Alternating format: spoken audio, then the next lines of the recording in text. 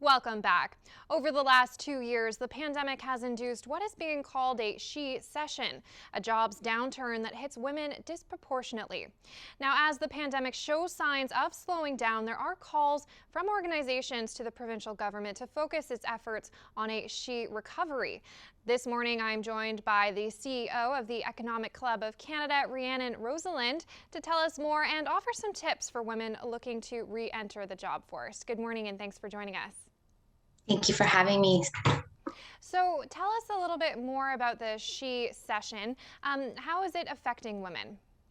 Absolutely. So, this is actually the first time in history that a global economic crisis has had a disproportionate impact on women.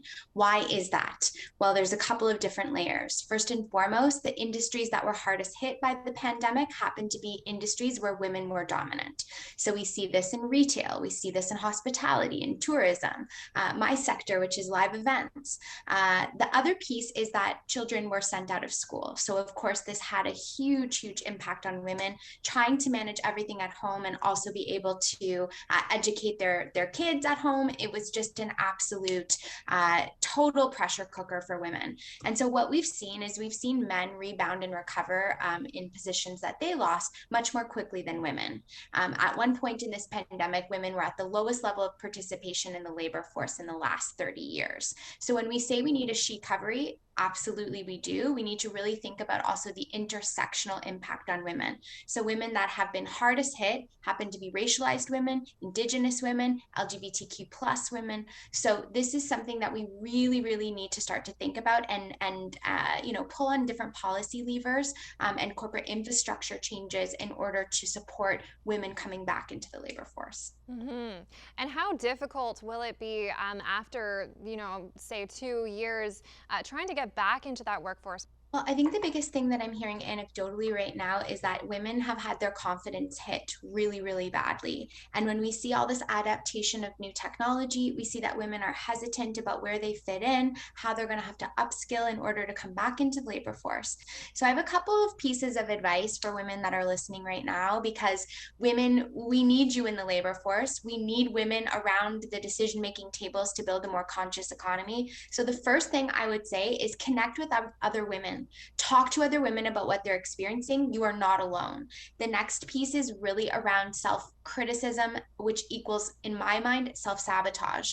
So imposter syndrome is a real thing. I've been the CEO of the Economic Club of Canada for a decade. I still struggle with imposter syndrome. So please know that we have to start to kind of quiet those voices of self-criticism. So that's another point. And the last point is that we really need to see more women in senior leadership positions. We've been saying this forever. We've been talking about this, women on boards, but why does it matter? Because women understand how to build the infrastructure that works for women. So the Economic Club has launched a new platform called Conscious Economics. We're working right now on a 3-year project to gather women from across Canada to talk about what they need. What are the emotional and social things that they need in order to really advance in the labor force? And so you're mentioning the Economic Club. Can you tell us a little bit more about the club? So the Economic Club of Canada is the largest public policy platform in the country. Pre-pandemic, we were doing about 100 events a year focused on talking about the most important issues impacting the Canadian economy.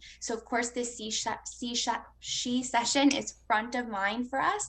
And so we will continue to bring thought leaders, economists, heads of state together to talk about how we can really tackle this. So recently, the YWCA, the Young Women's Christian Association, coalition of a number of associations across the province, penned an open letter to the province asking for tangible solutions for tackling the She Session.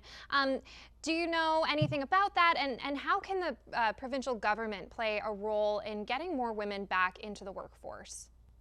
Well, I know that a lot of organizations right now, including the one that you mentioned, are really trying to get the attention of our policymakers on this topic to ensure that it's not just another issue that follows a news cycle and goes away. There's so much that can be done in order to help solve this. Upskilling of women, being able to find accessible resources for women to really learn the new skills that they need in order to re-enter. The other thing that I'm a really strong proponent on is cluster hiring. So instead of hiring just one woman to go into senior ranks, hire a cluster of women so that they can support each other as opposed to being the only woman in the room. So now is not the time to be quiet. Now is not the time to not ask for what we need. We might as well change it all because the world's changing anyways. And that's my advice, is speak to other women, gather, stop with the self-criticism. There are so many resources to support. And again, if you want to get involved with what we're doing across the country, you can absolutely email me and find me at economicclub.ca.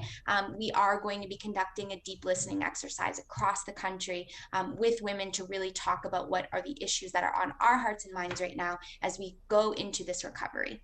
Okay, great. Thank you so much for those really helpful tips and all of that great background information on such an important issue.